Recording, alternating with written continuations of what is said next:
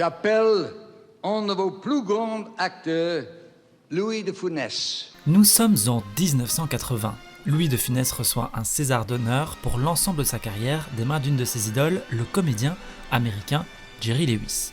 Très peu récompensé pendant l'ensemble de sa carrière, ce sera le public qui le congratulera le plus.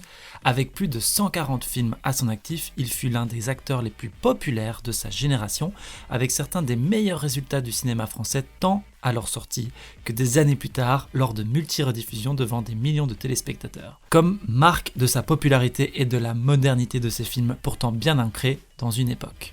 Aujourd'hui, je vous parle de Louis de Funès. Je suis Xavier Del Fuego, bienvenue dans Iconic. I don't feel like an icon. It's crazy. Iconic and amazing people. J'ai été une idole. I do think I am a goddess. On me considère comme un symbole sexuel. Legendary. Iconic. That is what style icons do. C'est un don qu'on a. A legend in the making. Obama. Iconic, c'est quoi ? C'est votre condensé de pop culture en podcast qui questionne la place que certaines personnalités ont pu prendre dans notre société. Musique, cinéma, littérature ou même politique, ils ont tous influencé notre vie presque quotidienne. Alors évidemment, ce statut d'icône peut être discutable pour certaines personnalités, il est très subjectif en fonction de qui on est, ce qu'on exerce comme métier, ce qu'on a pu faire dans notre vie, etc. Mais le but de ce podcast est évidemment aussi de poser des questions sur les personnalités que je vais aborder et c'est pourquoi je vous invite à me rejoindre sur les réseaux sociaux d'Iconic, @IconicPodcast sur Facebook, Twitter, Instagram, mais aussi YouTube où vous pouvez voir les images dont je vous parle, même si à l'audio ça fonctionne très très bien. C'est parti. Alors De Funès serait probablement tombé de sa chaise si on l'avait étiqueté de iconique, c'est ce que je fais aujourd'hui, puisque le terme lui sied à merveille. Nous sommes déjà la 5e génération, quand même, de spectateurs de son génie comique. Ce serait d'ailleurs intéressant, je trouve, de voir ce que ça générerait si le catalogue de Funès se retrouvait un jour sur Netflix ou une autre plateforme du genre, pour voir évidemment si la nouvelle génération est vraiment accrochée au personnage. Ce qui a créé la popularité chez De Funès, c'est qu'il crée du rire pour toute la famille. Alors les adultes ont eux un rire un peu plus nostalgique de leur enfance, tandis que les enfants, eux, rient littéralement aux gags de Funès qui résident dans un tempo hors norme, ça vient de sa formation de musicien, on va le voir, et une gestion de l'espace qui part dans tous les sens, ce qui peut énerver certaines personnes. C'est les personnes qui n'aiment pas De Funès quand ils trouvent ça un peu trop exagéré, mais c'est une gestion de l'espace pourtant incomparable quasiment, et ça vient principalement de son influence du mime, il était fan de mime, et du cinéma muet. Plus de 50 ans après ses premières apparitions, il est encore aujourd'hui catalogué comme l'un des acteurs et des comiques français les plus populaires. Il faut savoir que c'était un pionnier de l'écologie et ses films sont devenus extrêmement sociaux et dépeignent une société de l'époque, mais il dénonce aussi certains aspects politiques, on va le voir. Et c'est ça justement qui rendra son art intemporel. Ce podcast sera comme à l'accoutumée séparé en 4 parties. La première partie, son histoire familiale incroyable. Vous allez voir que cette histoire est dingue. Des débuts fastidieux parce qu'il a ramé pendant plusieurs années. Ça sera la deuxième partie. La troisième partie, du rien au tout en une année. Vous allez voir que c'était assez exceptionnel même pour l'époque. Et enfin, la question qui nous intéresse, pourquoi est-ce que Louis de Funès est encore moderne ? Alors oui, Louis de Funès a eu une histoire familiale incroyable et franchement je pense que ça battrait des scores sur YouTube aujourd'hui s'il devait faire un story time de cette histoire parce qu'elle est assez exceptionnelle. Ses parents sont tous deux d'origine espagnole. Son père, Carlos, et sa mère, Léonore, elle est issue d'une famille bourgeoise. Ils étaient fous amoureux et les parents de Léonore n'approuvaient pas cette union car son père était moins riche que Léonore. Mais qu'à cela ne tienne, Léonore a quand même décidé de marier Carlos et ils se sont enfuis à Paris pour tenter leur chance, ils n'avaient pas un sou. Arrivé en France, le père de Louis de Funès ne pouvait plus exercer son métier d'avocat et décide alors de devenir diamantaire. Et il tombe malheureusement sur un escroc qui va engloutir toutes les économies déjà pas faramineuses de la famille.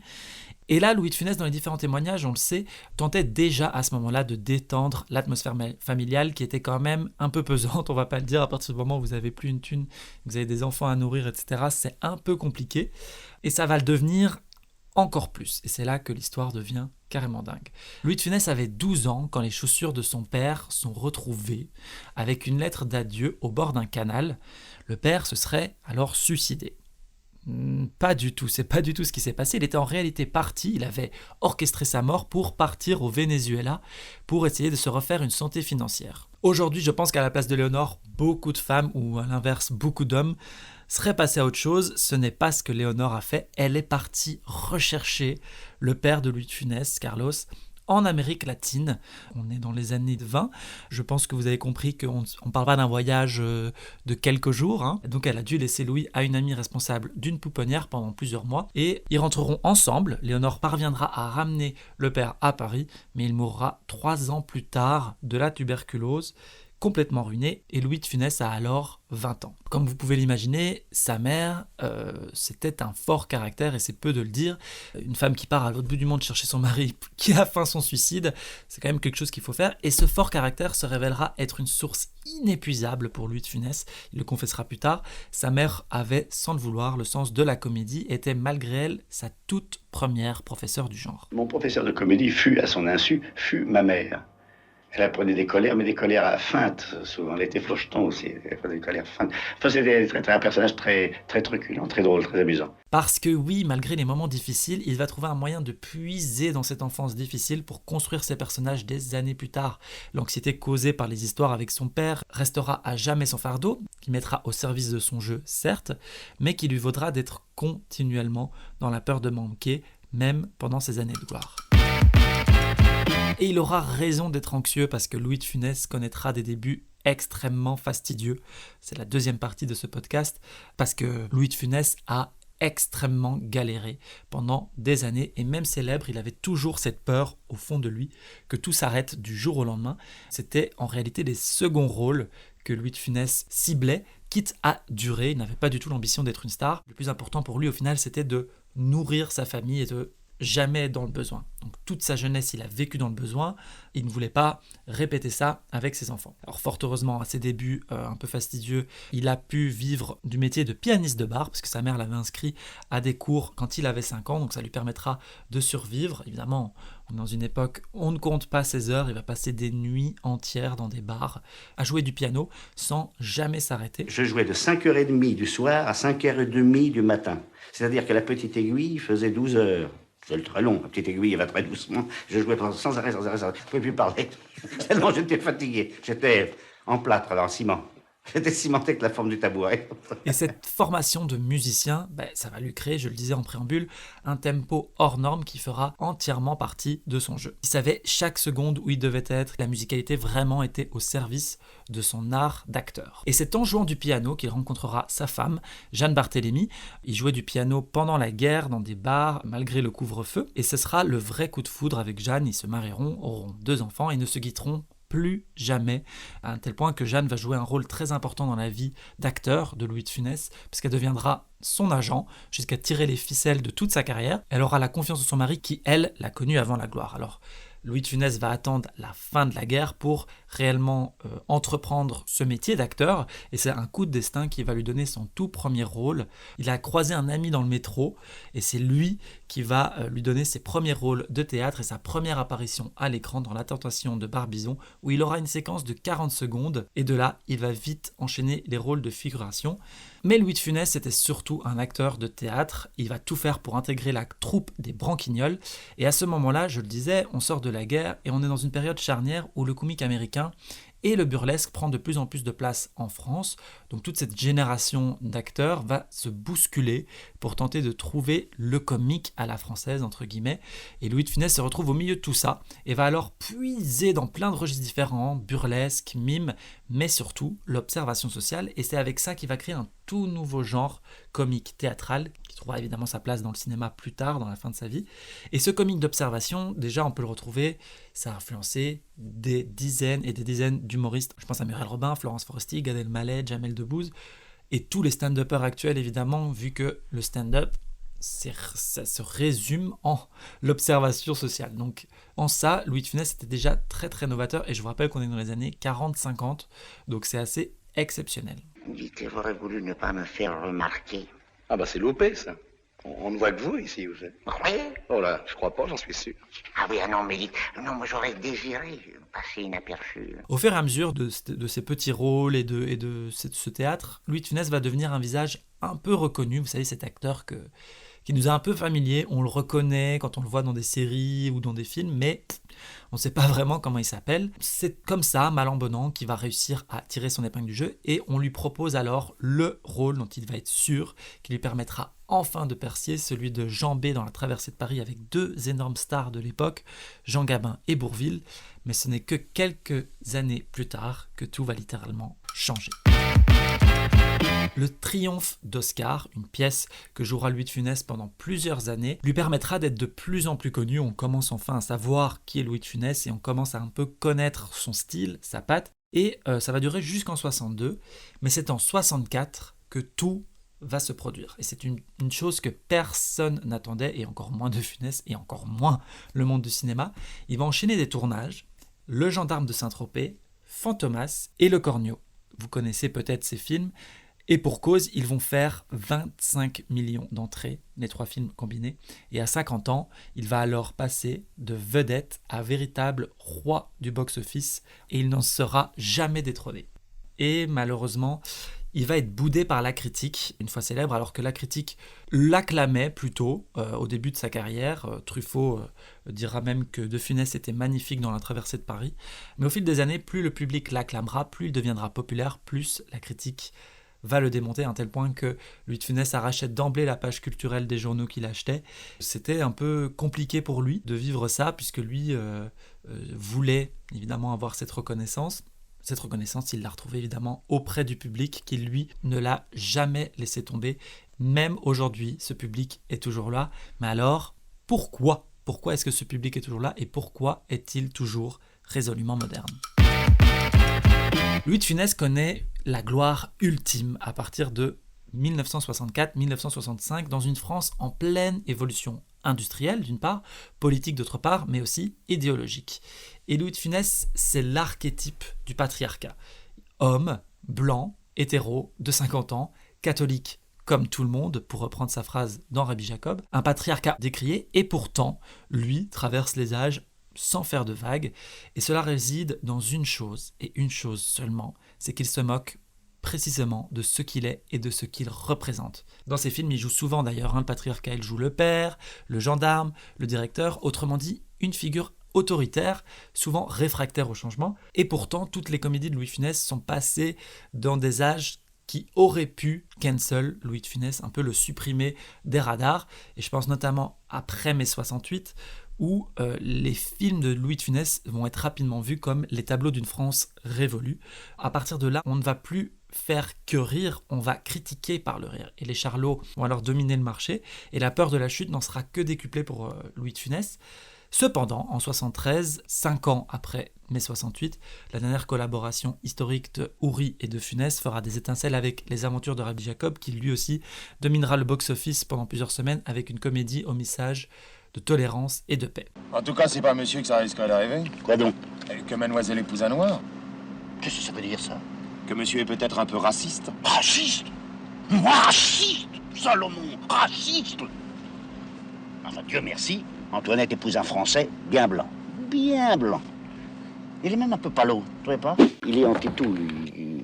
Tout, depuis anti-français, anti-voiture, anti-souvenir, et puis après anti-juif, anti-arabe. Il est anti-noir, il y a tout, il est anti-tout. Et finalement, je suis beaucoup moins intolérant à la fin du film. Et ça m'a fait beaucoup de bien à moi, parce que, je ne veux pas me confesser, mais enfin, j'avais des bonnes petites idées aussi anti... il doit m'en rester encore. Mais ça m'a, comme je dis à Gérard Houry, ça m'a décrassé l'âme. Et cette période charnière de mai 68 est marquée par un film iconique de Louis de Funès, c'est L'aile ou la cuisse avec Coluche. Le duo improbable, on peut le dire, fait le lien avec la nouvelle génération de comiques français. On a Coluche d'un côté qui représente la jeunesse et Louis de Funès l'ancienne génération. Une chose qui devait être aussi faite dans Papy fait de la résistance avec le Splendide, donc Balasco, Clavier, Junio, L'Ermite, Chazal, etc. Mais malheureusement, il mourra un peu avant. Donc là, on se rend compte assez rapidement en regardant l'œuvre de Louis de Funès qu'il a su capter son temps.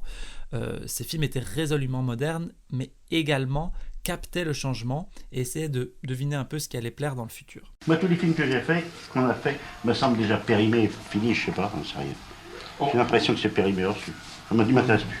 C'est le nouveau qui m'intéresse. Des sujets que d'autres films de l'époque passaient parfois sous silence sont abordés dans son œuvre, la place de la femme dans la société, la politique, mais aussi l'écologie. La sexualité, elle, n'est jamais vraiment abordée dans les films de Louis de Funès, pour ne pas dire inexistante, mais 2 choses expliquent cela. 1. La comédie familiale des années 60 ne fait guère allusion au sexe, et 2. De Funès a une pudeur personnelle qui l'empêche de reproduire à l'écran ce qu'il ne s'autoriserait pas à faire en public, notamment embrasser sa femme.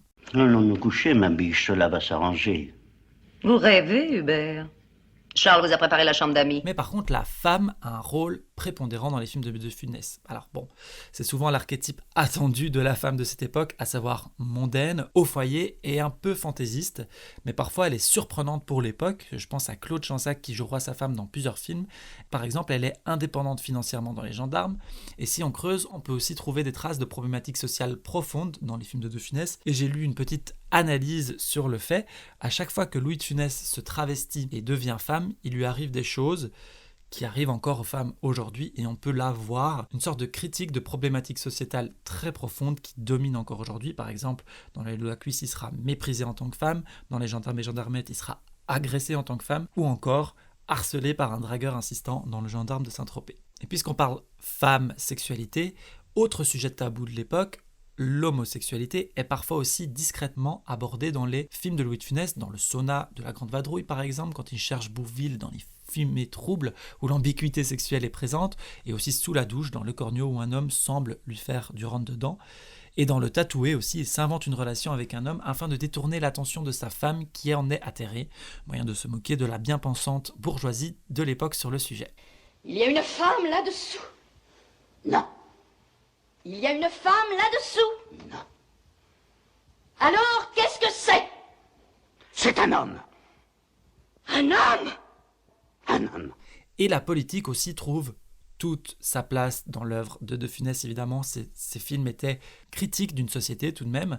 Les maximes politiques sont légion dans ces films et rapidement, elles ont trouvé une résonance dans la France de l'après-guerre, mais également de notre société actuelle. Et c'est là qu'on peut se demander vraiment ce qui a changé depuis près de 50 ans, tant ces phrases politiques restent encore aujourd'hui très actuelles. Le gendarme, c'est l'ordre, et l'ordre, c'est toujours impopulaire. Les gardes à vous. Moi, à mon usine, je lui demande toute la journée au peuple. Mais il aime qu'on lui mente, le peuple. Je suis ministre, je ne sais rien faire. Vous faites comme d'habitude, vous promettez tout, et moi, je ne donne rien. Les pauvres, c'est fait pour être très pauvres, et les riches, très riches. Mon programme, 3 points. Premièrement, le plein emploi. Deuxièmement, le plein emploi. Et troisièmement, le plein emploi. Acceptez-vous de prendre ces messieurs pour époux et de voter pour moi? On retrouve la politique dans ces personnages, le gendarme, le patron d'entreprise, peu soucieux du bien-être de ses employés, le riche qui veut devenir plus riche, et même de vrais politiciens parfois, mais également dans l'ambiance des films tournés alors dans une France changeante, dans une modernisation accélérée, entre vieillesse qui a connu la guerre et la jeunesse des yéyés qui revendique sa liberté plus que tout, où la mode se fait de plus en plus courte et où les idéologies investissent différentes formes d'art, musique, littérature, cinéma. L'acteur est réellement au centre de l'ancien et du nouveau monde, et c'est pas pour rien que l'appartenance politique de Funès, elle, est très floue, et il aura parfois des positions qui sont très très proches du nouveau monde, pour ne pas dire le monde actuel. Et je parle bien sûr ici de l'écologie. Lorsqu'on écoute son discours, et d'ailleurs ça a fait des petits buzz sur le net, son discours sur l'écologie, ils sont encore extrêmement modernes. Je fais tout mon jardin sans produits chimiques aucun. Le jour où j'ai arrêté ça, les plantes n'étaient plus malades, elles allaient déjà mieux, les plantes. Elles respiraient. Vous savez, c'est comme nous, si vous avez des pucerons, j'en ai plein la figure du machin, vous allez vous trouver pas bien, les plantes, pareil. Je crois que le Français moyen est maintenant très sensibilisé parce ce qu'il mange tous les jours, par tous les problèmes dans la nature. Et comme le disait le commandant Cousteau, il disait, mais enfin, merde, c'est pour ça que vous devriez défiler dans les rues et pas pour autre chose. Et puis ouvrir les yeux au gouvernement. C'est la seule chose qui vaille la peine, c'est la nature. Et dans ces derniers films, on y retrouve ces revendications où il s'engage littéralement pour l'écologie et les terroirs, notamment dans Les Loups à la cuisse, où il rejette la malbouffe glorifiée au profit du progrès. C'était mieux avant, certes, mais surtout une vision presque prophétique de certains engagements contemporains. Et pour toutes ces choses que souligne de Funès et dénonce parfois, il est encore aujourd'hui, 50 ans plus tard, extrêmement moderne. Il parle de écologie, de sexualité, de place de la femme, dans des films qui, à l'époque, ne faisaient rien de tout ça. De ce côté-là, ces films restent résolument modernes, mais le personnage aussi reste extrêmement moderne, puisque on peut retrouver des formes de Louis de Funès dans énormément d'acteurs actuels. Je pense à Jamel Debbouze, Gad Elmaleh, Alexandre Astier, pour qui Louis de Funès est littéralement un dieu. Mais pour les femmes aussi, c'est pareil. Muriel Robin, Florence Foresti, toutes ces personnes ont été influencées par l'œuvre de Louis de Funès. Et ça part de ce comique à la rythmique exceptionnelle qui ne semble pas prendre une ride. Alors évidemment, tout le monde n'aime pas Louis de Funès et certaines personnes le détestent, on peut le dire, mais pourtant, dans notre entourage, des jeunes, encore aujourd'hui, sont fans de l'acteur. Je pense que c'est quelque chose qu'il n'aurait jamais cru possible, puisque même lui disait toute sa vie qu'il avait peur de disparaître. Ça n'est jamais arrivé. Et c'est une bonne chose finalement, puisque nous vivons avec ce patrimoine aujourd'hui qui nous permet de nous remettre un peu dans cette nostalgie de la vieille France, certes, mais aussi de notre enfance, puisque je pense que toutes les personnes qui aiment Louis de Funès l'ont découvert petit, et c'est en ça qu'il est fort, c'est qu'il réussissait à faire rire les enfants avant tout, et on a tous un peu grandi avec lui. Il faut voir à quel point c'est perpétué dans notre société. Merci beaucoup pour votre fidélité déjà grandissante, ça me fait super plaisir.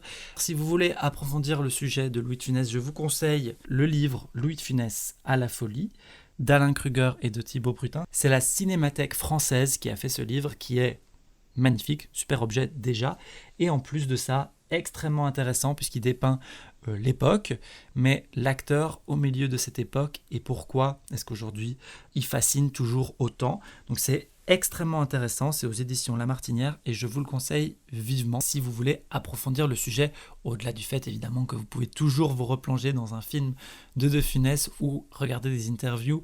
Vous allez voir que le personnage est extrêmement différent des personnages qui jouent. N'hésitez pas à venir me dire sur les réseaux sociaux ce que vous en avez pensé, ce que vous pensez de Louis de Funès, même si c'est pas flatteur, ce qu'il représente pour vous. En attendant, je vous invite à vous abonner, à ajouter ce podcast à vos favoris en fonction des différentes plateformes. N'hésitez pas aussi à mettre des étoiles et un avis sur Apple Podcast, ça aide au référencement. Donc je vous dis au prochain Iconique, on se donne rendez-vous. J'espère que vous serez là. Bon, évidemment, je serai là, hein, sinon il n'y a pas de Iconique, donc c'est logique. À très très vite. Au revoir.